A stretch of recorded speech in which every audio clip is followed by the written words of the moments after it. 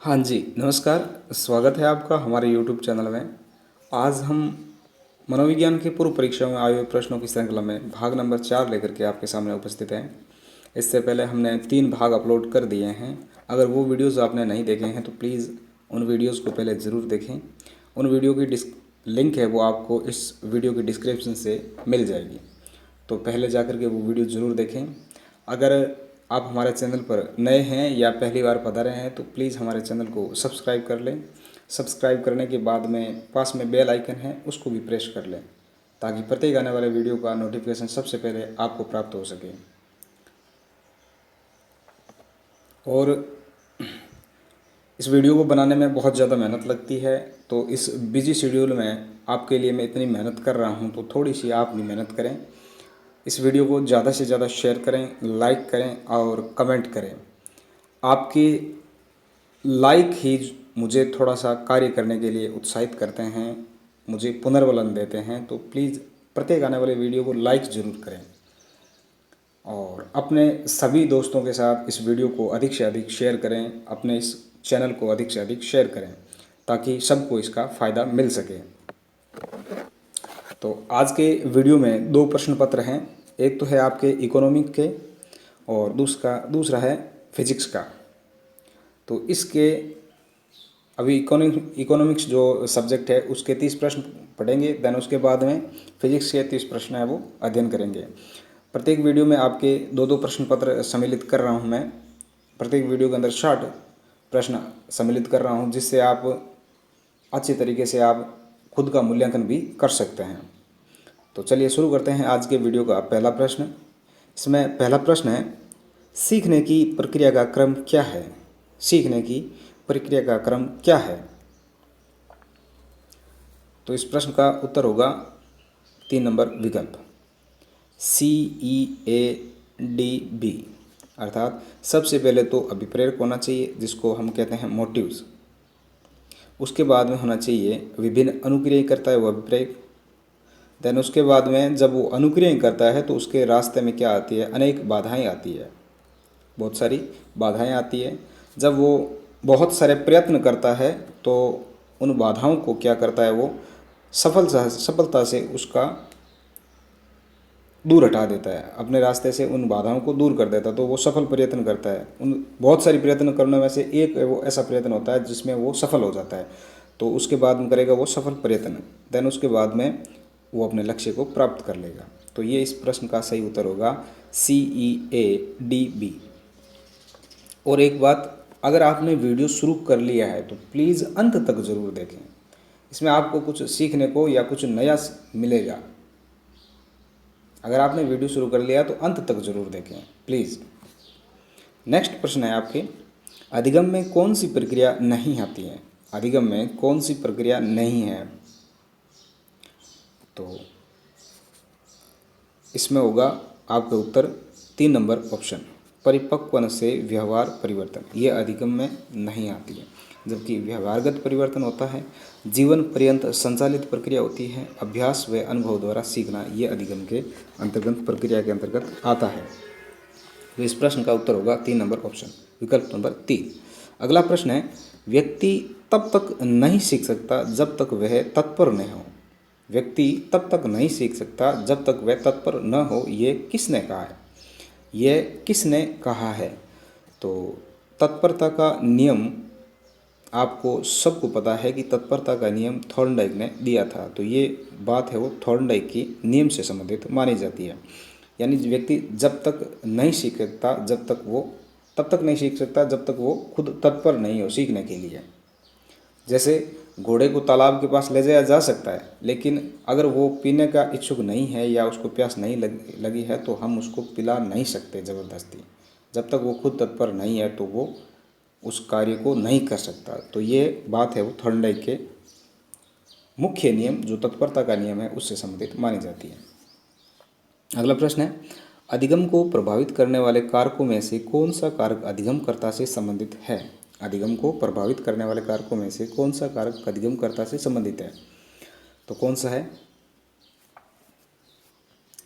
विकल्प नंबर 2, अधिगमकर्ता की उपलब्धि अभिप्रेरणा का स्तर। ये इस प्रश्न का सही उत्तर होगा। अगला प्रश्न है, निम्नलिखित में से प्रभावी शिक्षक की विशेषता क्या है? प्रभावी शिक्षक की विशेषता क्या है?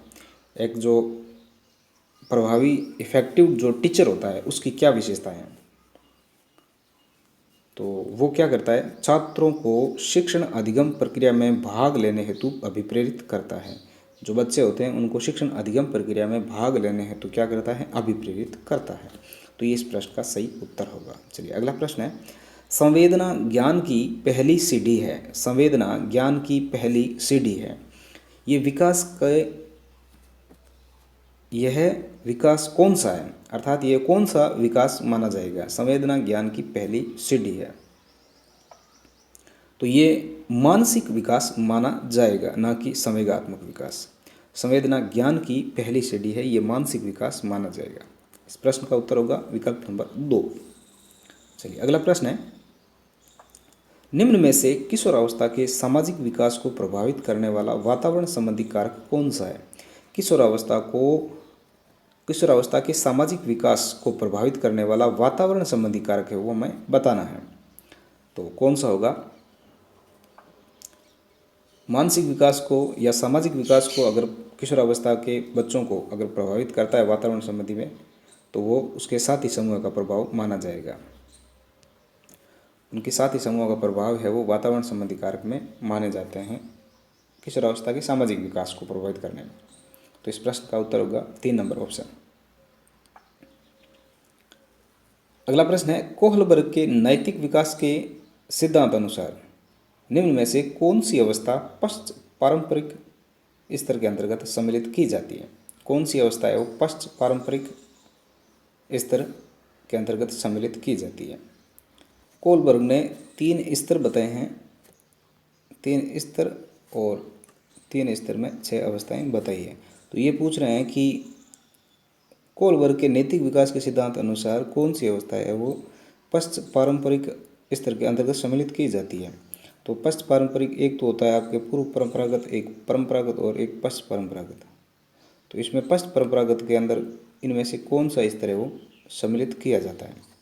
तो इस प्रश्न का उत्तर होगा विकल्प नंबर 3, सामाजिक अनुबंध एवं व्यक्तिगत अधिकारों पर आधारित। सामाजिक अनुबंध एवं व्यक्तिगत अधिकारों पर आधारित है। अगला प्रश्न है, बालक के विकास की वह कौन सी अवस्था है? बालक के विकास की वह कौन सी अवस्था है जिसमें उसके संवेगात्मक व्यवहार में आंधी और तूफान सी गति होती है?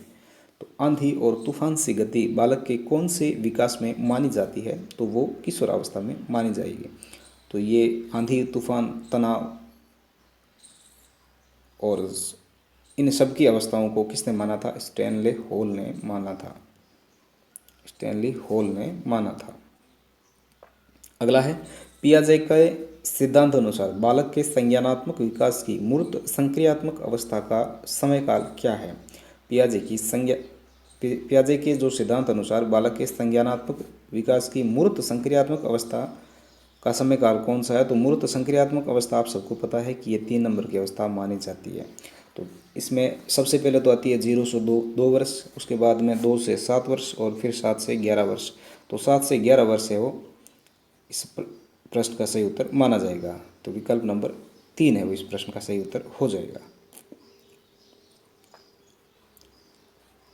चलिए अगला प्रश्न है, कबूतर को एक निश्चित संख्या में सही प्रतिक्रिया करने पर प्रशिक्षक द्वारा पुरस्कार देना किस प्रकार का पुनर्वरण आयोजन कहलाता है? कबूतर को एक निश्चित संख्या में सही प्रतिक्रिया करने पर प्रशिक्षक द्वारा पुरस्कार देना किस प्रकार का पुनर्वरण आयोजन कहलाता है? तो वो कौन सा होगा? इस प्रश्न का उत्तर होगा विकल्प नंबर 3, निश्चित अनुपात पुनर्बलन आयोजन। निश्चित अनुपात पुनर्बलन आयोजन। अगला प्रश्न है, अधिगम के व्यवहारवादी सिद्धांत के समर्थक कौन थे? अधिगम के व्यवहारवादी सिद्धांत के समर्थक बताना है। तो समर्थक कौन थे? तो इस प्रश्न का उत्तर होगा विकल्प नंबर 2, थॉर्नडाई अधिगम के व्यवहार सिद्धांत के समर्थक माने जाते हैं। बाकी ये संज्ञानात्मक विकास के समर्थक हैं। अगला प्रश्न है, निम्न में से कौन सा युग्म सही है? निम्न में से कौन सा युग्म है वो सही है वो हमें बताना है। तो इस प्रश्न का उत्तर होगा विकल्प नंबर 1, सक्रिय अनुबंधन सिद्धांत स्किनर का दिया है, ये बिल्कुल सही बात है। अंतर्दृष्टि अधिगम सिद्धांत कोहलरकोव का वर्धिमल का है। मानवतावादी अधिगम सिद्धांत मेस्लो का है। और संज्ञानवादी अधिगम सिद्धांत ये कुर्ट लेविन का माना जाता है। चलिए अगला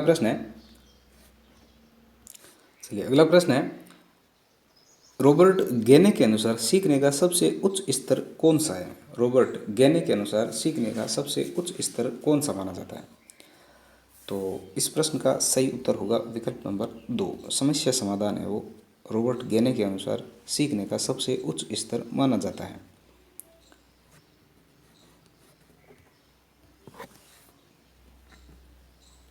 रॉबर्ट गेने के अगर अधिगम के ये प्रकारों की बात करें तो इन्होंने 8 प्रकार दिए थे।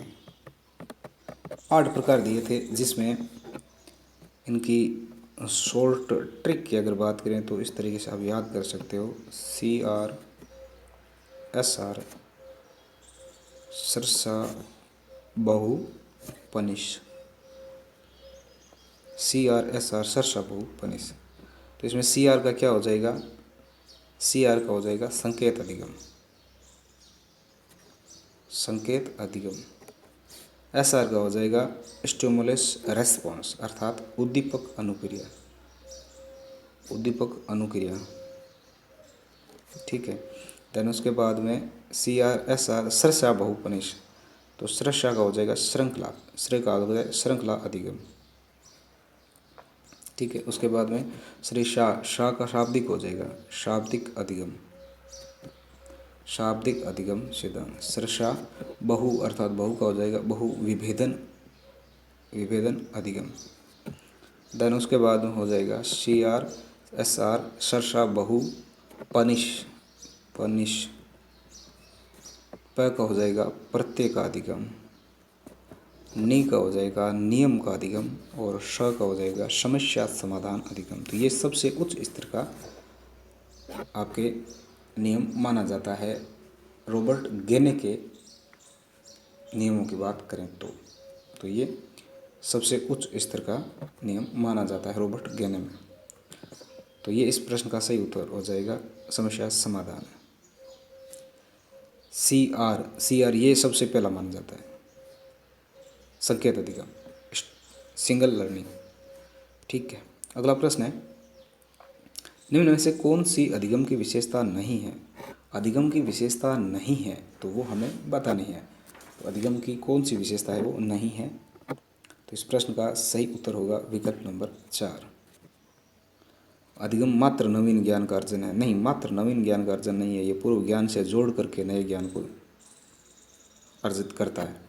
तो इस प्रश्न का सही उत्तर होगा विकल्प नंबर 4। तो अधिगम की विशेषता क्या क्या है।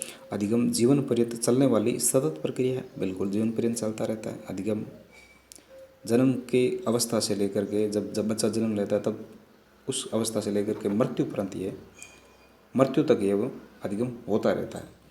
अधिगम एक सार्वभौमिक प्रक्रिया है, बिल्कुल। अधिगम उचित समायोजन में सहायक है, बिल्कुल सही है। तो ये तीनों विकल्प इस पे सही है और विकल्प नंबर 4 है वो इस प्रश्न का सही उत्तर हो जाएगा। चलिए अगला प्रश्न है समायोजन की प्रक्रिया में कौन सा लक्षण पाया जाता है। समायोजन की प्रक्रिया में कौन सा लक्षण है वो पाया जाता है।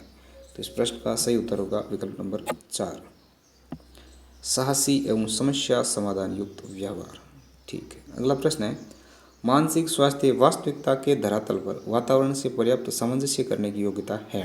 प्रस्तुत परिभाषा किस मनोवैज्ञानिक द्वारा दी गई है। तो ये परिभाषा लेडले के द्वारा दी गई है, लेडले के द्वारा दी गई है। तो इस प्रश्न का सही उत्तर होगा विकल्प नंबर 1।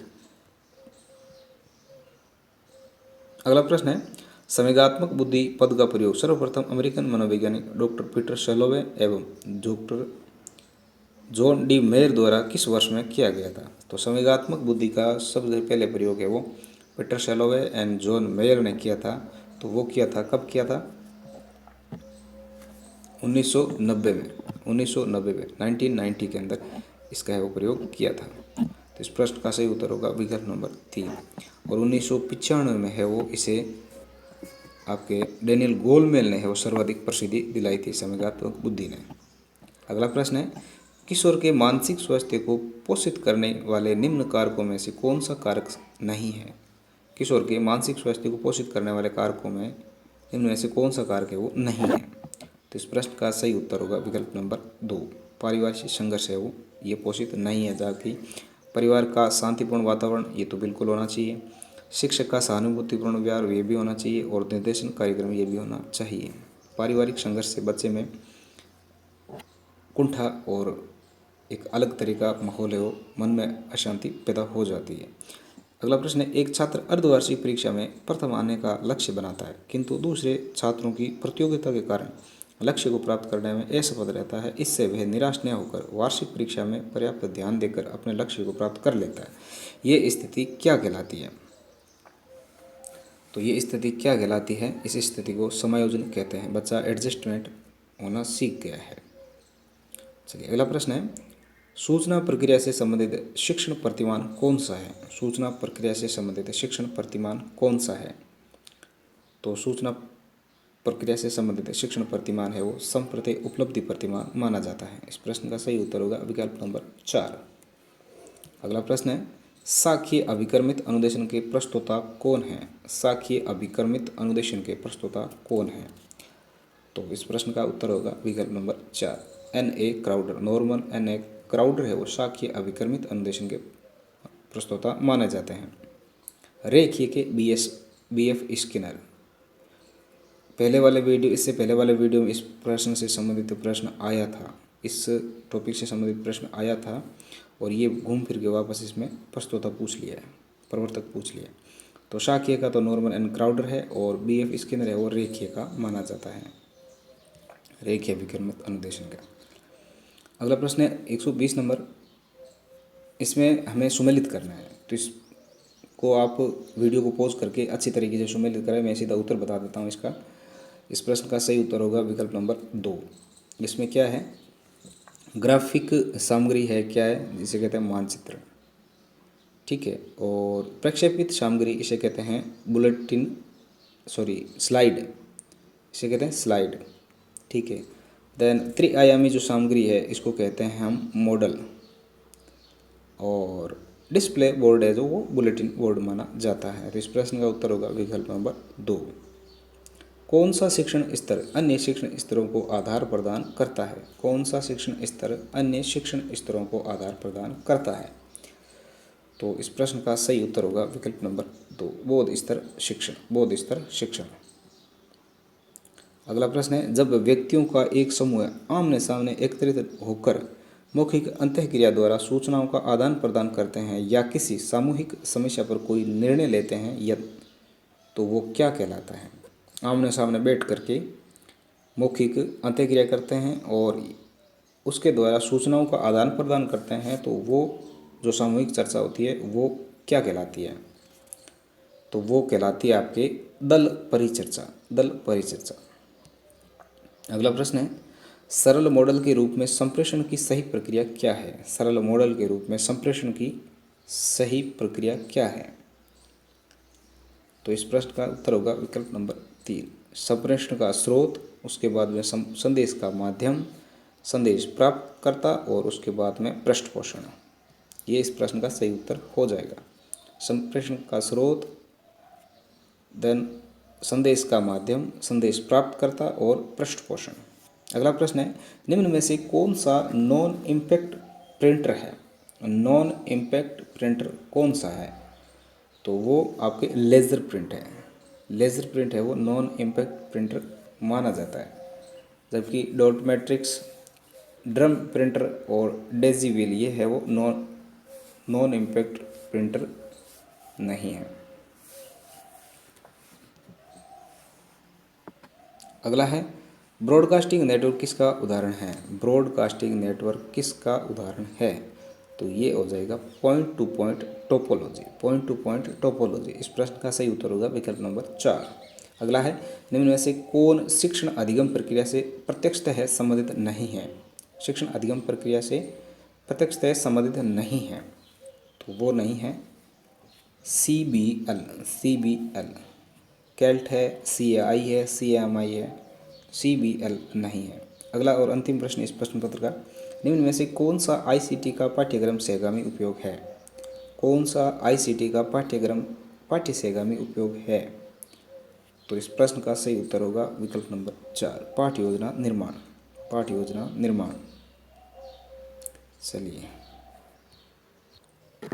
चलिए ये प्रश्न पत्र है फिजिक्स का। इसमें मनोविज्ञान के संदर्भ में पहला प्रश्न है, विकास के विभिन्न पक्ष हैं। विकास के विभिन्न पक्ष है तो विकास के ये सारे पक्ष माने जाते हैं, शारीरिक एवं गतिक विकास, संवेगात्मक एवं सामाजिक विकास, मानसिक एवं संज्ञानात्मक विकास। तो उपयुक्त सभी है, इस प्रश्न का सही उत्तर हो जाएगा। अगला है, पियाजे के अनुसार निम्नलिखित में से कौन से काल के में बालक का लंबाई, क्षेत्रफल और आयतन संरक्षण की समझ विकसित हो जाती है? यानी कौन से काल में बालक का लंबाई, क्षेत्रफल और आयतन संरक्षण की समझ विकसित हो जाती है पियाजे के अनुसार? तो वो हो जाएगा आपके मूर्त संक्रियात्मक अवस्था। मूर्त संक्रियात्मक अवस्था में बच्चे में ये सारी चीज़ें हैं, उन सब चीज़ों की समझ है वो विकसित हो जाती है। तो वो हो जाएगा मूर्त संक्रियात्मक अवस्था, जो पियाजे की तीसरी अवस्था मानी जाती है। 7 से 11 वर्ष इसका काल है। पूर्व संक्रियात्मक अवस्था, संवेदीगामक अवस्था जो जन्म से 2 वर्ष तक मानी जाती है, और पूर्व संक्रियात्मक अवस्था 2 से 7 वर्ष है। ये 7 से 11 है और 11 से 18 वर्ष है। किशोरावस्था में मार्गदर्शन के लिए शिक्षा में कौन सी व्यवस्था करनी पड़ेगी? किशोरावस्था में मार्गदर्शन के लिए शिक्षा में कौन सी व्यवस्था करनी पड़ेगी? तो इस प्रश्न का सही उत्तर होगा विकल्प नंबर 4, उपयुक्त सभी। यौन शिक्षा बच्चों को देनी चाहिए, व्यावसायिक शिक्षा देनी चाहिए, मानवता मूल्यों की शिक्षा भी देनी चाहिए। तो इस प्रश्न का सही उत्तर होगा विकल्प नंबर 4। अगला प्रश्न है, किशोरावस्था में संवेगात्मक विकास हेतु अध्यापक की भूमिका होनी चाहिए? किशोरावस्था में संवेगात्मक विकास हेतु अध्यापक की क्या भूमिका होनी चाहिए? तो इसमें अध्यापक की भूमिका एक सहयोगकर्ता के रूप में होनी चाहिए, सहयोगात्मक रूप में होनी चाहिए, कोऑपरेटिव रूप में बच्चे के सहयोगकर्ता के रूप में भूमिका को शिक्षक को निभानी चाहिए। अगला प्रश्न है, रॉबर्ट गेने के अनुसार निम्न में से कौन सा अधिगम का प्रकार नहीं है? अभी हमने पढ़ा था रॉबर्ट गेने के 8 प्रकारों के बारे में हमने अभी पढ़ा था। तो इसमें कौन सा नहीं है? तो सीधा इसमें दिख रहा है कि ये अन्वेषण कोई रॉबर्ट गेने के प्रकार में नहीं आता है। उद्दीपक अनुक्रिया आती है, संप्रत्यय आता है, समस्या समाधान आता है, बाकी सारे आते हैं। तो ये अन्वेषण है वो इस प्रकार का नहीं है, रॉबर्ट गेने के प्रकारों में नहीं सम्मिलित है। अधिगम के प्रयास एवं त्रुटि के सिद्धांत में निम्नलिखित में से कौन सा सिद्धांत सम्मिलित नहीं है? अधिगम के जो प्रयास एवं त्रुटि का सिद्धांत जो थॉर्नडाइक ने दिया था, तो इसमें थॉर्नडाइक के सिद्धांत में कौन सा सम्मिलित नहीं है? तो इसमें आपके उद्दीपन है वो सम्मिलित नहीं है। इस प्रश्न का उत्तर होगा विकल्प नंबर 3, तत्परता है, अभ्यास है और प्रभाव है। तो ये इस प्रश्न का सही उत्तर होगा उद्दीपन। अगला प्रश्न है, किशोरावस्था में निम्नलिखित में से किस विकास के क्षेत्र को अधिक संवेदनशील माना जाता है? यानी किशोरावस्था में किस विकास के क्षेत्र को सबसे अधिक संवेदनशील माना जाता है बच्चे के? तो वो होता है संवेगात्मक विकास। संवेगात्मक विकास से बच्चा थोड़ा अस्थिर होता है, तो इसलिए ये सबसे संवेदनशील विकास का क्षेत्र माना जाता है। जब संवेग कंट्रोल में नहीं होते हैं तो हर चीज़ को करने में थोड़ी सी जल्दबाजी या और कुछ हो सकता है, तो इसलिए इसमें बच्चे में ज़्यादा समझ है वो विकसित नहीं होती है। निम्नलिखित में से कौन सी अधिगम की सर्वाधिक प्रभावशाली विधि है? तो इसमें कौन सी अधिगम की सबसे अधिक प्रभावशाली विधि मानी जाएगी? तो वो है बच्चा स्वयं करके सीखता है, तो वो सबसे अधिक प्रभावशाली मानी जाती है। तो इस प्रश्न का उत्तर होगा 1 नंबर ऑप्शन। अगला प्रश्न है, निम्नलिखित में से किसे संज्ञानात्मक प्रक्रिया में सम्मिलित नहीं किया जा सकता? संज्ञानात्मक प्रक्रिया में सम्मिलित नहीं किया जा सकता। तो संज्ञानात्मक प्रक्रिया में सम्मिलित परिपक्वता को नहीं किया जा सकता। तो इसमें अगर देखा जाए तो चिंतन होता है संज्ञानात्मक प्रक्रिया में, और स्मृति होती है, प्रत्यक्षण होता है, लेकिन परिपक्वता संज्ञानात्मक विकास की प्रक्रिया में नहीं सम्मिलित होते हैं। अगला प्रश्न है, निम्नलिखित में से किसे सीखना की श्रेणी में नहीं रख सकते? सीखने की श्रेणी में किसे नहीं रख सकते हैं? तो इस प्रश्न का सही उत्तर होगा विकल्प नंबर 4, सीखने की श्रेणी में बीमारी के कारण व्यवहार में परिवर्तन। ये सीखना कोई नहीं, ये तो बीमारी के कारण ऑटोमेटिकली शरीर में परिवर्तन हुआ है। जबकि सीखने की श्रेणी में क्या क्या है? अभ्यास के कारण व्यवहार में होने वाला परिवर्तन, अभ्यास एवं अनुभूति दोनों के कारण व्यवहार में होने वाला परिवर्तन, अभ्यास अनुभूति एवं अंतर्नोद के कारण व्यवहार में होने वाला परिवर्तन। ये इस प्रश्न का सही उत्तर हो जाएगा विकल्प नंबर 4। अगला प्रश्न है, सीखने का प्रयास एवं त्रुटि सिद्धांत किसके द्वारा दिया गया था? सीखने का प्रयास एवं त्रुटि सिद्धांत किसके द्वारा दिया गया था? तो ये इस प्रश्न का सही उत्तर होगा विकल्प नंबर 4। इस आरपीएससी ने इसको वाइगोत्स्की माना है। सीखने का प्रयास एवं त्रुटि सिद्धांत किसके द्वारा दिया गया? तो वाइगोत्स्की के द्वारा दिया गया था। आरपीएससी ने इसको वाइगोत्स्की माना है। प्रयास एवं त्रुटि सिद्धांत थॉर्नडाइक का पढ़ा है, अब देखो क्या होता है इसमें। चलिए अगला प्रश्न है, अगर इस प्रश्न के बारे में किसी को पता हो तो कमेंट बॉक्स में मुझे ज़रूर बताएं। निम्नलिखित में से किसे संज्ञानात्मक प्रक्रिया की विशेषताओं में सम्मिलित नहीं किया जा सकता? संज्ञानात्मक प्रक्रियाओं की विशेषताओं में सम्मिलित नहीं किया जा सकता। तो इस प्रश्न का सही उत्तर होगा विकल्प नंबर 3। विकल्प नंबर 3। संज्ञानात्मक प्रक्रिया प्रत्यक्ष रूप से प्रेक्षणीय होती है, जबकि इसमें क्या होता है, संज्ञानात्मक प्रक्रियाएं सक्रिय होती हैं। संज्ञानात्मक प्रक्रियाएं दक्ष एवं विशुद्ध होती है। संज्ञानात्मक प्रक्रिया एक दूसरे से संबंधित होती है। तो इस प्रश्न का सही उत्तर होगा विकल्प नंबर 3। अगला प्रश्न है, व्यवहारवाद के अनुसार निम्नलिखित में से कौन सा कथन असत्य है? व्यवहारवाद के अनुसार निम्नलिखित में से कौन सा कथन असत्य माना जाएगा? तो इस प्रश्न का सही उत्तर होगा विकल्प नंबर 4। यह है अंतर्वेशन विधि को स्वीकार करता है, जबकि इसमें सही कौन सा होगा? ये अवलोकनीय व्यवहार पर बल देता है, यह चेतना का विरोध करता है, यह वातावरण पर बल देता है। तो ये इस प्रश्न के विकल्प तीनों सही होंगे। इस प्रश्न का सही उत्तर होगा विकल्प नंबर 4। अगला प्रश्न है, निम्नलिखित में से कौन सा कारक बालक के अधिगम को प्रोत्साहित नहीं करता? अर्थात कौन सा कारक बालक के अधिगम को प्रोत्साहित अर्थात बढ़ा नहीं सकता? तो इस प्रश्न का सही उत्तर होगा विकल्प नंबर 4। शिक्षण विधि बढ़ा सकती है, अधिगम व विषय सामग्री का संगठन बढ़ा सकता है, विषय सामग्री की अर्थपूर्णता बढ़ा सकता है, लेकिन शारीरिक और मानसिक थकान है वो बच्चे के अधिगम को प्रोत्साहित अर्थात बढ़ा नहीं सकता। ये थोड़ा सा निराशा पैदा कर देता है। अगला प्रश्न है, शास्त्रीय अर्थात क्लासिकी अनुबंध सिद्धांत के संदर्भ में कौन सा कथन सही नहीं है?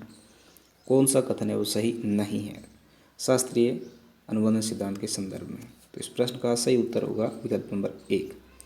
अधिगम किए गए तथ्य सामान्यतया स्थायी होते हैं, ये इस प्रश्न का सही उत्तर होगा, जबकि पुनरावृत्ति पर बल देता है ये शास्त्रीय अनुबंधन सिद्धांत। बालकों के भय और दुश्चिंता से छुटकारा दिलाने में अनुप्रयोग किया जाता है। अवबोध और रुचि की भूमिका अत्यंत कम होती है। अवबोध और रुचि की भूमिका अत्यंत कम होती है। तो इस प्रश्न का उत्तर होगा विकल्प नंबर 1। अगला प्रश्न है, संज्ञानात्मक विकास का सिद्धांत किसने दिया था? संज्ञानात्मक विकास का सिद्धांत किसने दिया था?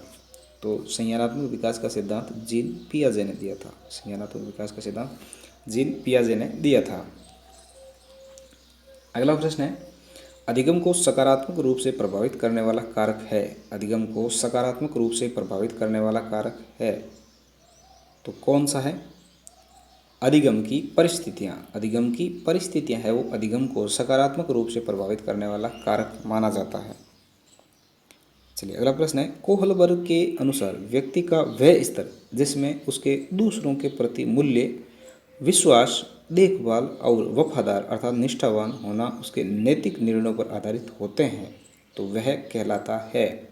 वह कौन सा स्तर है वो कहलाता है कोहलबर्ग के नैतिक विकास के संदर्भ में? तो वो कहलाएगा पश्च परंपरागत नैतिक विकास कोहलबर्ग के। इसमें क्या होता है, बच्चा दूसरों के प्रति मूल्य, विश्वास, देखभाल और वफादार अर्थात निष्ठावान होना उसके नैतिक निर्णयों में सम्मिलित होने लग जाता है। अगला प्रश्न है, शिक्षण के विज्ञान प्रच्छा प्रतिमान का विकास किसने किया था? ये तो प्रश्न हर पेपर में रिपीट होता है। तो विज्ञान पर सब प्रतिमान है वो किसने किया था, विकास किसने किया था? जोसेफ जे स्क्वाब ने किया था। अगला प्रश्न है, कंप्यूटर सहायक अनुदेशन का उपयोग किया जाता है। कंप्यूटर सहायक अनुदेशन का उपयोग किस किस में किया जाता है? तो इसमें उपयुक्त सभी है वो सही होगा। अनुसंधान में, अनुदेशन सामग्री के विकास में, शिक्षण विधि की प्रभावशीलता जांचने में। तो इस प्रश्न का सही उत्तर होगा विकल्प नंबर 4। अगला प्रश्न है, संप्रेषण का अर्थ होता है परस्पर विचारों तथा भावनाओं की साझेदारी करना। ये कथन दिया है। संप्रेषण का अर्थ होता है परस्पर विचारों तथा भावनाओं की साझेदारी करना। ये कथन किसका है? तो इस प्रश्न का सही उत्तर होगा विकल्प नंबर 2, एडगर डेल का ये कथन माना जाता है। अगला प्रश्न है, निम्नलिखित में से कौन सा विकास की प्रकृति को सही रूप से प्रदर्शित करता है? विकास की प्रकृति को सही रूप से प्रदर्शित करता है। तो इस प्रश्न का उत्तर होगा 1 नंबर विकल्प। विकास एक सतत प्रक्रिया है। विकास सतत निरंतर चलने वाली प्रक्रिया है जो कभी रुकती नहीं है, मृत्यु तक निरंतर चलती रहती है। विकास आनुवंशिक के कारण हो ये जरूरी नहीं है। सभी व्यक्तियों में विकास की दर समान होती है? नहीं, सभी व्यक्तियों में विकास की दर अलग अलग होती है। और विकास विशिष्ट से सामान्य की ओर होता है? नहीं, ये चीज़ सबसे ज़्यादा कंफ्यूज करती है। विकास है वो सामान्य से विशिष्ट की ओर होता है। पहले बच्चा नॉर्मल होता है, देन उसके बाद में वो उसके हाथों का विकास होता है, पैरों का विकास होता है, उसके मस्तिष्क का विकास होता है, मानसिक विकास होता है। तो अलग अलग दिशाओं में उसका विकास होता है, तो उसको विशिष्टता प्रदान वो हो जाती है। तो पहले तो सामान्य होता है, उसके बाद में उसको विशिष्टता प्रदान हो जाती है। तो सामान्य से विशिष्ट विकास के अग्रसर होता है, सामान्य से विशिष्ट की ओर। विकास में वी आ रहा है, तो ये ध्यान रखना है कि हमें वी तो पहले रखना ही नहीं है। विकास में वी आ गया, इसका मतलब वी 2 नंबर आना चाहिए। तो पहले तो आना चाहिए सामान्य, देन उसके बाद में आना चाहिए विकास।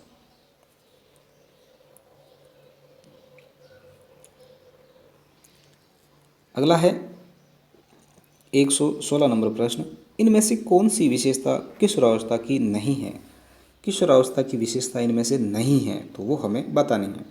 तो इस प्रश्न का उत्तर होगा विकल्प नंबर 4, समायोजन। ये किशोरावस्था की विशेषता नहीं है। समायोजन कम कर पाता है बच्चा। इसमें तीव्र शारीरिक विकास एवं परिवर्तन होता है। भावनात्मक प्रवृत्तियों का उच्च होना इस अवस्था में पाया जाता है। विपरीत लिंग की ओर आकर्षण होता है। लड़का लड़की की तरफ आकर्षित होता है, लड़की लड़के की तरफ आकर्षित होती है। जबकि इससे पहले की जो अवस्था बाल्य अवस्था होती है, उसमें बच्चा है वो क्या होता है, अपने जो लिंग के होता है उनके समक्ष ही आकर्षित होता है। जैसे लड़का लड़के के साथ रहना ही पसंद करता है, लड़की लड़की के साथ रहना ही पसंद करती है। वो अपने टोलियाँ बनाते हैं और खेलते हैं। तो लड़के लड़कों के साथ रहना पसंद करते हैं, वो बाल्य अवस्था में रहता है। लेकिन किशोरावस्था के अंदर लड़के लड़कियों के साथ और लड़कियां लड़कों के साथ रहना पसंद कर जाते हैं। तो विपरीत लिंगों के प्रति ये इस अवस्था में आकर्षण होता है। किशोर स्वयं के लिए एक समस्या होता है, ये कथन किसने दिया था? किशोर स्वयं के लिए एक समस्या होता है, ये कथन किसका है? तो ये हर लोक का है, हर लोक का ये कथन माना जाता है। किशोर स्वयं के लिए एक समस्या है, ताला ताले के लिए समस्या है, हर ताला हर ताले के लिए समस्या है। चलिए अगला प्रश्न है, अनुकूलित अनुक्रिया उद्दीपकों की अनुक्रिया द्वारा व्यवहार का स्वचालन है जिसमें उद्दीपन पहले अनुक्रिया के साथ होती है किंतु अंत में वह स्वयं उद्दीपन बन जाती है। सीखने का यह सिद्धांत किसने दिया है? सीखने का यह सिद्धांत किसने दिया है? तो यह सीखने का सिद्धांत पावलोव के सिद्धांत के अनुसार दिया जाता है। अगला प्रश्न है, निर्देशन की प्रकृति के विषय में निम्नलिखित में से कौन सा कथन सही नहीं है? हमें सही नहीं है वो कथन है वो छांटना है निर्देशन की प्रक्रिया में। तो इस प्रश्न का उत्तर होगा विकल्प नंबर 3, ये हमेशा के लिए एक बार की क्रिया है। नहीं, समय समय पर दिया जाता है निर्देशन। ये सार्वभौमिक है, बिल्कुल है। ये स्वयं की समस्या को हल करने में मदद करता है, बिल्कुल करता है। और उसके बाद में निर्देशन करने वाला व्यक्ति दूसरे व्यक्ति के लिए समस्या को स्वयं हल नहीं करता, ये भी सही है। तो इस प्रश्न का उत्तर होगा विकल्प नंबर 3। अगला प्रश्न है परिपक्वता की विशेषता है। परिपक्वता की विशेषता क्या है? तो परिपक्वता की विशेषता ये उपरोक्त सभी माने जाते हैं। इस प्रश्न का उत्तर होगा 4 नंबर ऑप्शन। यह एक स्वचालित प्रक्रिया है, वृद्धि की पूर्णता है, अधिगम का आधार है। तो इस प्रश्न का उत्तर होगा विकल्प नंबर 4। अगला प्रश्न है मानसिक स्वास्थ्य का अर्थ है वास्तविकता से पर्याप्त सामंजस्य करने की योग्यता। ये कथन दिया गया है। मानसिक स्वास्थ्य का अर्थ है वास्तविकता से पर्याप्त सामंजस्य करने की योग्यता। ये कथन किसका है? तो ये कथन है लेडेल का। किसका है? लेडेल का। अगला प्रश्न है निम्नलिखित में से कौन सी विशेषता एक संवेगात्मक बुद्धि के व्यक्ति की नहीं है? संवेगात्मक बुद्धि के व्यक्ति की नहीं है, कौन सी विशेषता है वो नहीं है? तो इस प्रश्न का उत्तर होगा विकल्प नंबर 2, बुद्धि के अनुसार विभेदीकरण की योग्यता। ये संवेगात्मक बुद्धि के व्यक्ति की नहीं है। इसमें क्या है? संवेगों को सही प्रकार से प्रत्यक्षीकरण करने और अभिव्यक्त करने की योग्यता ये तो होती है। अपने और अन्य अर्थात दूसरों के संवेगों को समझना ये भी होता है। दूसरों के संवेगों और भावनाओं को उपयुक्त तरह से विभेदीकरण करना ये भी सही है। तो यानी तो संवेगात्मक रूप से पूछा तो ये इस प्रश्न के सही उत्तर हो जाएंगे, लेकिन इस प्रश्न का सही उत्तर होगा विकल्प नंबर 2।